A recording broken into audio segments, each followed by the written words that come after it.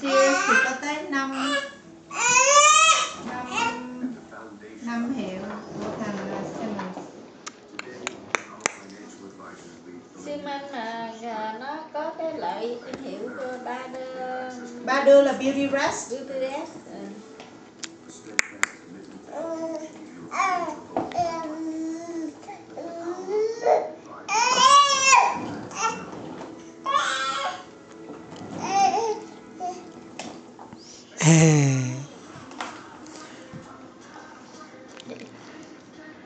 Nói gì quá nội nè.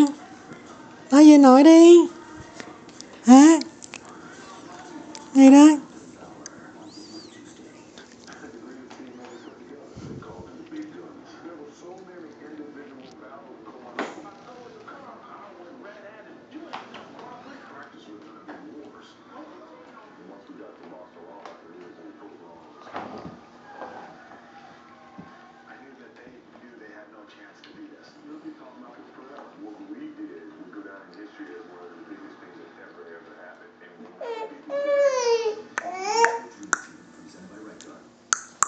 Giơ tay giỏi đi. Giơ tay. Lâu bà nội nhắc cho nhớ. Giơ tay giỏi. Giơ tay giỏi.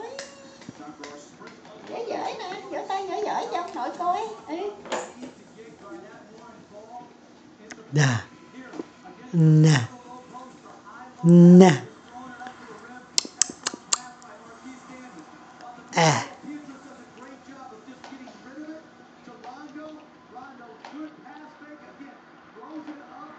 Chạy theo bà nội hả? Giỏi đó hả? Giỏi rồi. Giỏi. Nè, đi theo bà nội không? Bà nội chạy nè. Chạy. Theo bà nội không?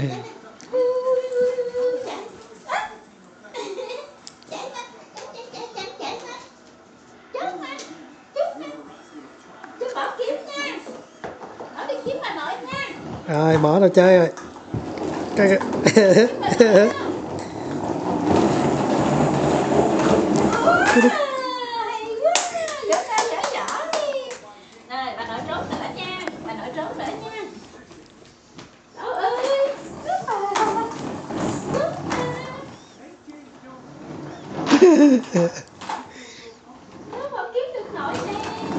Hả đi.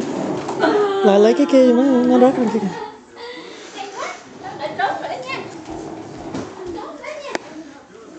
Đi luôn. Kiếm nội đi. Đi kiếm nội đi nè. Ở đó rồi. Nó kẹt rồi. Gì? Ở đây con. Kẹt rồi. Cứ đây.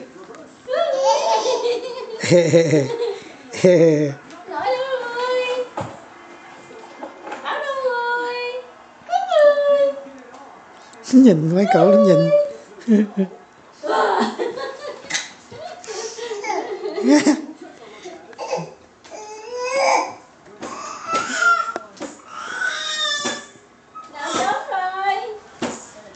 Nó trống rồi Bảo ơi. Đó. Đó.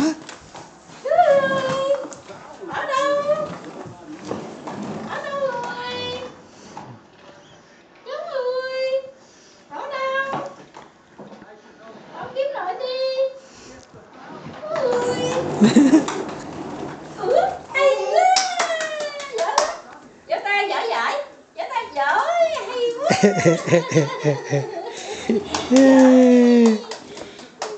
Rồi, nó trốn nữa nha. Lười. Nó trốn nè.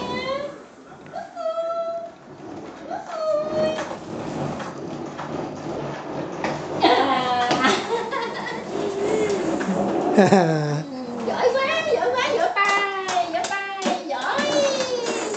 Yeah. Đi luôn à.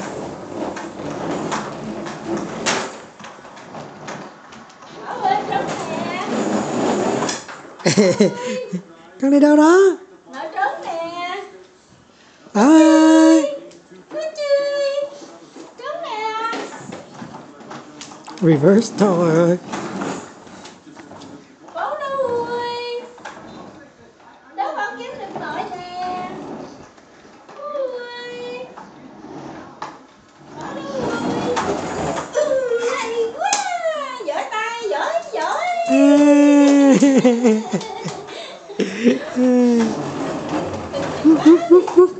Là trốn nha, là trốn nha. Nhìn. Bố đâu, bố đâu rồi. Là trốn nè. Ôi. Hay quá. Giỏi. Chết thôi. Thôi đi bác chị luôn. Đâu rồi?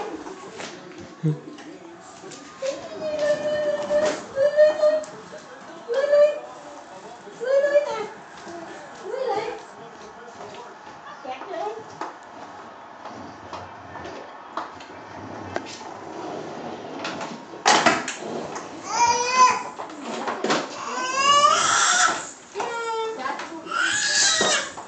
Trốn nha, nội trốn nha, bảo kiếm nha, kiếm nội nha. Ui.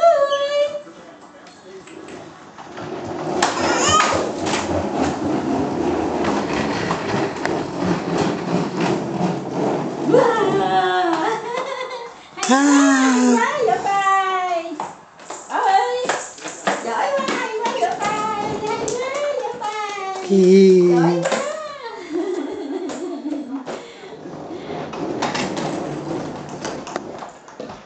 Nội trốn nha, nội chỉ kiếm chỗ là trốn nha. Bảo kiếm nội nữa nha. Bảo ơi, nội trốn nè. Chết ơi. Chết ơi. Bảo ơi. Nội trốn rồi. Ui. Trốn rồi. Quay xe lại con, quay xe lại. Ui, nội trốn rồi. Bảo ơi. Nội trốn rồi. Nó đâu rồi? Em mở rồi phải không? Em mở xong tìm kiếm rồi phải không? Đâu rồi? Nội đâu rồi?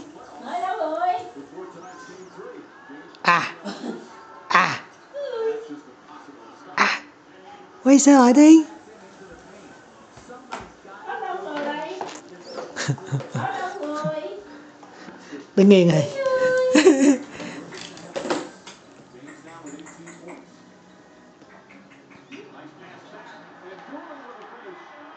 Em thấy không? Em thấy không? Em thấy nội chưa? Thích chưa? Wow. Thích rồi. Thích à. Thích rồi. Rồi biết đi rồi. Thấy không? Đây, đi. Đạp đi.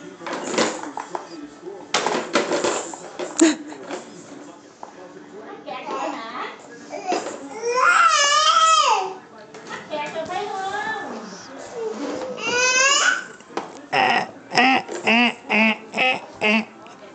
Quay. Ồ, kìa đó. Gì vậy? Nội kêu kìa. Nội kêu kìa. Trốn ơi. Nội trốn rồi. Bảo kiếm nội đi. Ôi. Kiếm được chưa ơi. Wow. Hay quá giỏi bài. Giỏi.